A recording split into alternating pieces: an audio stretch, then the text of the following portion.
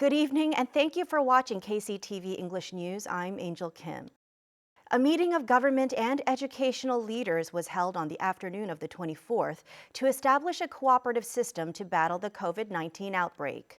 The meeting was attended by the Provincial Council Chairman Kim Tae-seok, Superintendent of Education Lee Sung-moon, and Jeju National University President Song Seok-gun, amongst others.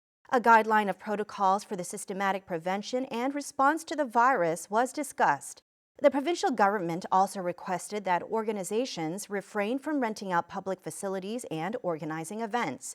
President Song Seok-gun of JNU made a special appeal for active support from the province to help manage the 35% of students who are from outside the province. 2 consecutive cases of the COVID-19 virus in Jeju have increased panic. Streets on the island are quieter than most days, and the economic outlook looks grim. Mike Balfour reports. In the neighborhood of the convenience store that the island's first infected COVID-19 patient visited, no pedestrians are observed. Businesses nearby have decided to temporarily close down to prevent a potential further spread of the virus. Merchants are worried sick. The nationwide outbreak has already cut sales in half. The recent confirmation of cases in Jeju has aggravated the situation. Nearby tourist attractions are feeling the heat. The coastal road in Yeongdam, usually packed with visitors, has few pedestrians and rental cars. The closed, empty restaurants and shops exude an eerie atmosphere. The number of domestic tourists had been dwindling up until the first Jeju case of the virus was reported. Merchants feel frustrated. Enticement events to encourage shoppers to visit the Dongmun traditional market were somewhat successful, but the market is again facing a crisis. Planned events and festivals are being canceled. Both domestic and international flight cancellations in and out of Jeju will significantly impact the already dire local economy. Jeju businesses are facing a standstill, and the number of COVID-19 infected patients is snowballing across the nation. Mike Balfour, KCTV. The Ministry of Justice has given registered expats in Korea an automatic extension on their visas in an effort to minimize visits to public institutions in light of the COVID-19 crisis.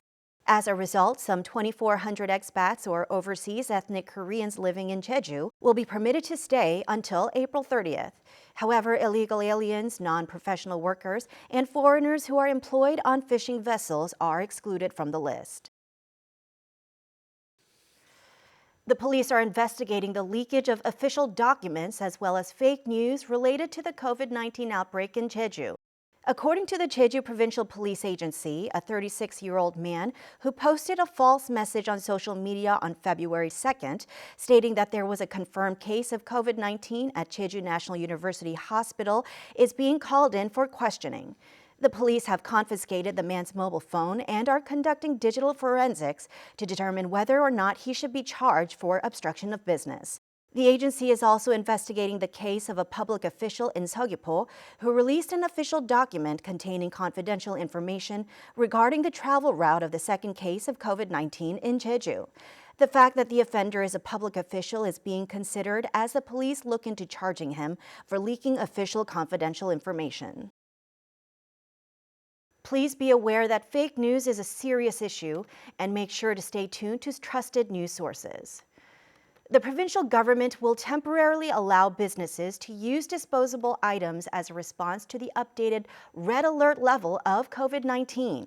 The policy on the usage of disposable products, which are currently only allowed at airports and seaports, has been expanded to include some 19,000 businesses on the island, including restaurants, rest areas, confectionaries, and coffee shops. According to the Ministry of Environment's notice, a temporary suspension on the restriction is allowed if the threat level for infectious diseases reaches orange or above and the governor initiates the policy change.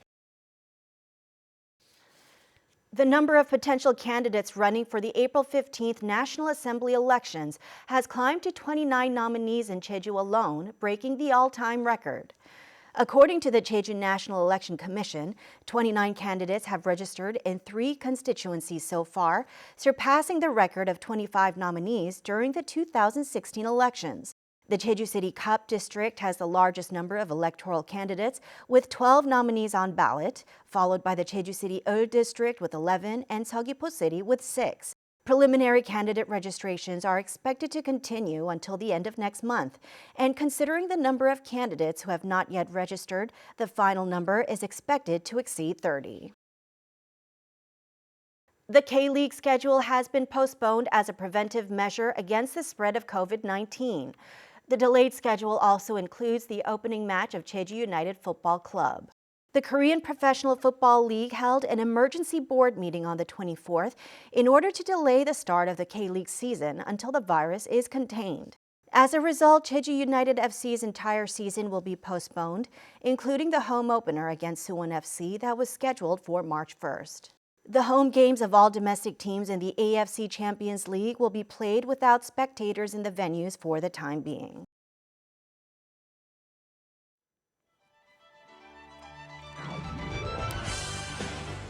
Hwee Natural Park is showcasing plum blossom flowers.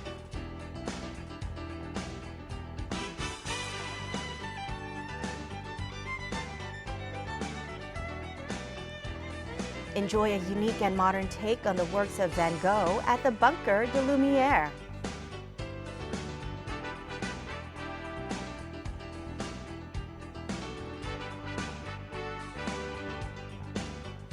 Come and enjoy a digital art exhibition of a fairy tale.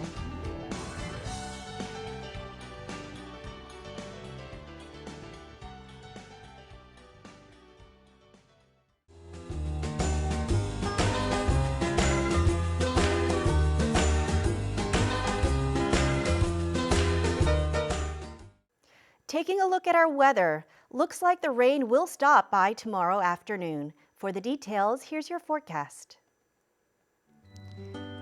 The morning low in Jeju City will be 10 and the afternoon high 13 degrees.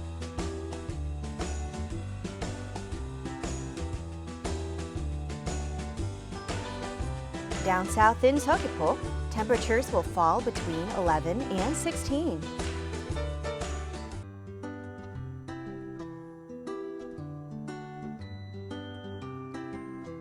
The low before lunch in Seongsan will be 10, and the high in the afternoon, 14 degrees.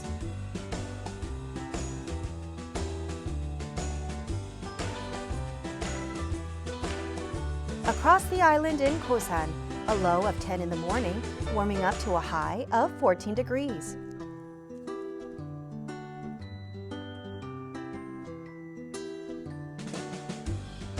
Up on the mountain at Songpanak, the morning low is at 5 degrees, topping off at 9 degrees in the afternoon.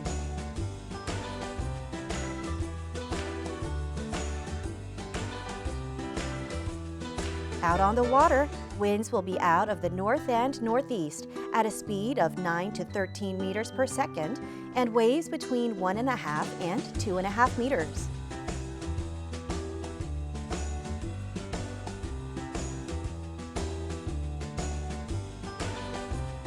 Here's what's coming up.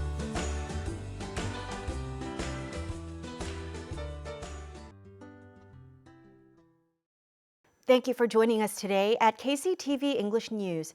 You can follow us on YouTube at KCTV E-News Jeju and on KCTV's VOD service. Have a wonderful evening and we'll see you here tomorrow.